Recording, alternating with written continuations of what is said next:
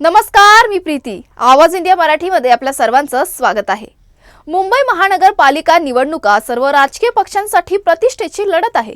गोरेगाव पश्चिम हा बाळासाहेब ठाकरे यांच्या शिवसेनेचा 15 वर्षापासूनचा बालेकिल्ला मानला जातो. पण 2017 मध्ये भाजपाने हा गड काबीज केला होता. 2026च्या निवडणुकीत उद्धव बाळासाहेब ठाकरेंच्या शिवसेनेकडून परत गोरेगाव पश्चिम मिळेल का हे पाहणं महत्त्वाचं ठरणार आहे. याचाच आढावा घेतलाय आमचे प्रतिनिधी किरण जाधव यांनी.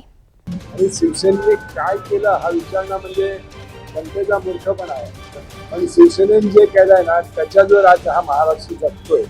हे आता जे आलेले आहेत ना फक्त पीठ कापायला आलेले आहेत, त्यांचं बाकी काही काम नाही आणि बदनामी करणं एवढंच काम आहे. आणि गेल्या 7 वर्षात महानगरपालिका निवडणुका झाल्या नाहीत. राज्य सरकारकडे ती तिजोरीची चावी आली आणि आज तुम्ही बघा त्या ठिकाणी तिजोरी कंप्लीट सुपडा साफ झालेला आहे. 90,000 कोटींपेक्षा जास्ती जनतेचा, मुंबईच्या जनतेचा पैसा हे वाया गेलेला आहे. मुळात महापौर कुठला गेला विषयच नाही ना. पूर्वी फक्त आतापर्यंत मराठीत महापौर होता, दुसरा इतर कुठल्या जातीचा महापौर झाला का हा प्रश्न चुकीचा आहे विचारणं. माझ्यासोबत शिवसेनेचे काही स्थानिक रहिवासी आहेत. मी पहिला सुरुवात इकडच्या जे सिनियर आणि वरिष्ठ आहेत त्यांच्यापासून करतो. सर, काय सांगाल तुम्ही पुन्हा एकदा की इलेक्शन्स येते, कशा प्रकारे शिवसेना गोरेगावकडे बघते? शिवसेनेला आज ओळखत नाही. आम्ही शिवसेनेचा जन्म झाला, शिवसेनेचा जन्म झाला त्यावेळी आम्ही कॉलेजमध्ये प्रवेश केला होता. त्यावेळेपासून शिवसेनेला ओळखतोय. आणि शिवसेनेने काय केलं हा विचारणं म्हणजे जनतेचा मूर्खपणा आहे. किंवा जे राजकीय पक्ष आहेत ते उगीच काहीतरी हे होईल. पण शिवसेनेने जे केलंय ना त्याच्यावर आज हा महाराष्ट्र जगतोय.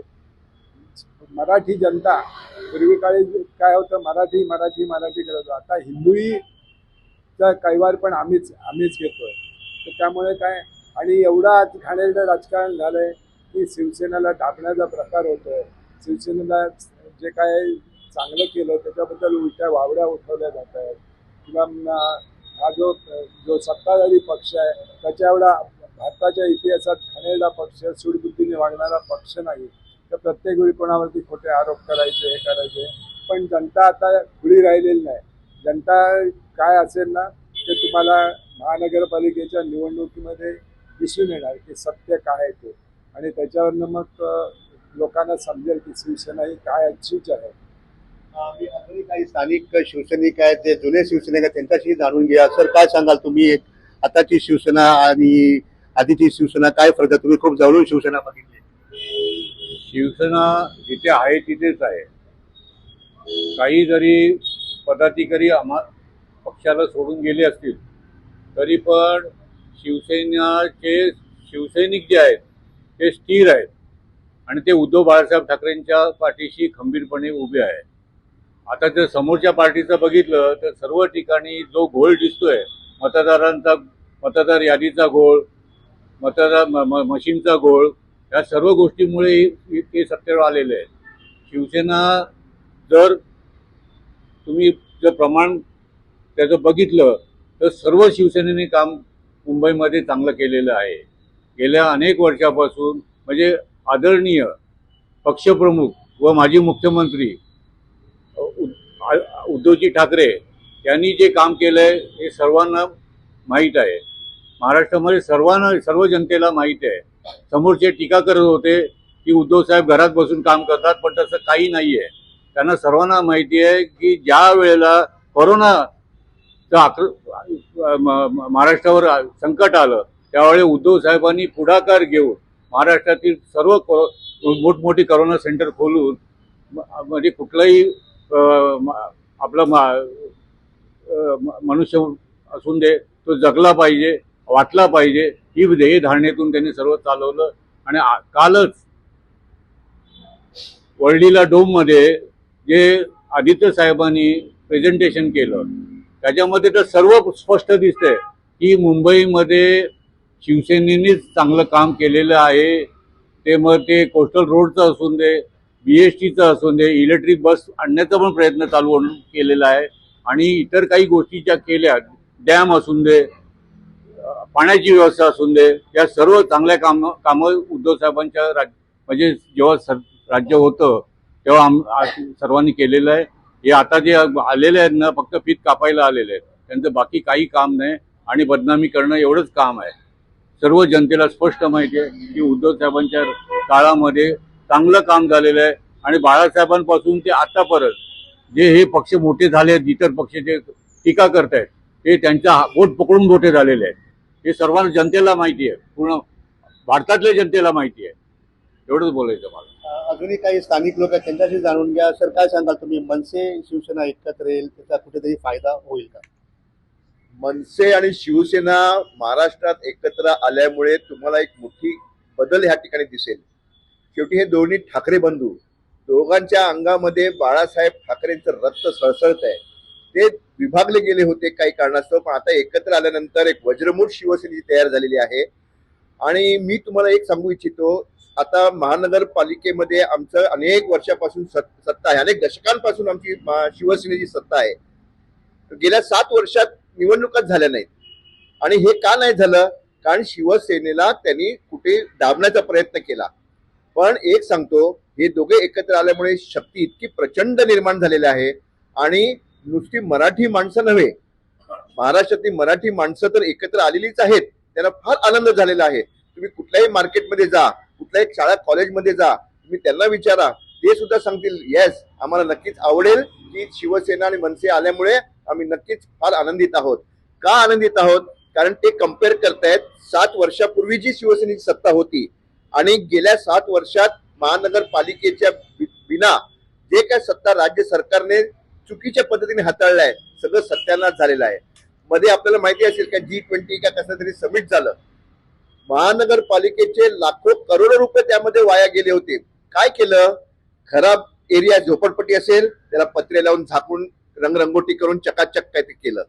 प्रत्येक लाईट पोल, झाडं यांना असं ते LED लाईटचे माळा त्यांनी फिरवल्या, करोडो रुपये खर्च केले आणि चाललं पाहुणे येईपर्यंत आणि पाहुणे जाईपर्यंत ते लाईट चालले. आणि आज तुम्हीच बघा, तुम्ही तर मुंबईभर महाराष्ट्रभर फिरत असाल, एकही लाईट लागतच नाहीत.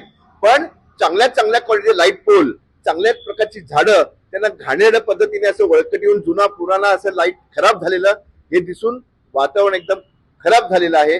अशा पद्धतीने चुकीच्या पद्धतीने खर्च करून लोकांचा पैसा, जो तुम्ही आम्ही टॅक्सने पैसे भरतो महानगरपालिकेला, ते लोकांच्या चांगल्या कामांसाठी वापर केलं जात होतं गेल्या अनेक वर्षात शिवसेनेच्या माध्यमातून. पण आता फक्त हे असे चकमक करण्यासाठी जनतेचा पैसा वापरतात. आणि काल आदित्य साहेबांनी सांगितलं डोम मधल्या प्रेझेंटेशन मध्ये, जेव्हा आपली सत्ता संपली महानगरपालिकेची तेव्हा 92,000 कोटीचं सेफ डिपॉझिट त्यांनी केलं होतं. 92,000 कोटी रुपयाचा महानगरपालिका फक्त मुंबईची. कारण काय, लोकांचे पैसे व्यवस्थित येत होते, लोकांसाठी खर्च व्यवस्थित नियोजित पद्धतीने होत होते. आणि गेल्या 7 वर्षात महानगरपालिका निवडणुका झाल्या नाहीत, राज्य सरकारकडे ती तिजोरीची चावी आली. आणि आज तुम्ही बघा, त्या ठिकाणी तिजोरी कंप्लीट सुपडा साफ झालेला आहे. 90,000 कोटींपेक्षा जास्ती जनतेचा, मुंबईच्या जनतेचा पैसा हे वाया गेलेला आहे या जगमग काम करण्यासाठी. आज रस्त्यांमधले खड्ड्यामध्ये रस्ते हे माहित नाही, पावसाचं पाणी अगोदर जे भरत होतं ते व्यवस्थित ते साफसफाई करण्याचं एक मोहीम शिवसेनेने महानगरपालिकेच्या वतीनं घेतलं होतं. ते त्यावेळेला चांगला दिलासा लोकांना मिळाला. पण गेल्या 7 वर्षात साफसफाई नाल्यांची, गटारांची झालेलीच नाही, हे तुम्ही अजूनही जाऊन बघू शकता. त्यामुळे सगळं प्रकरण आहे. माझ्याकडे काही महिला आहेत, महिलांनाही खूप मोठ्या प्रमाणात आरक्षण भेटलंय. काही काय सांगाल तुम्ही? एक महिला आहे, महिलांच्याही खूप टक्क्यांनी वॉर्डमध्ये रिझर्व सीट्स आहेत, तर त्याचा किती फायदा होईल?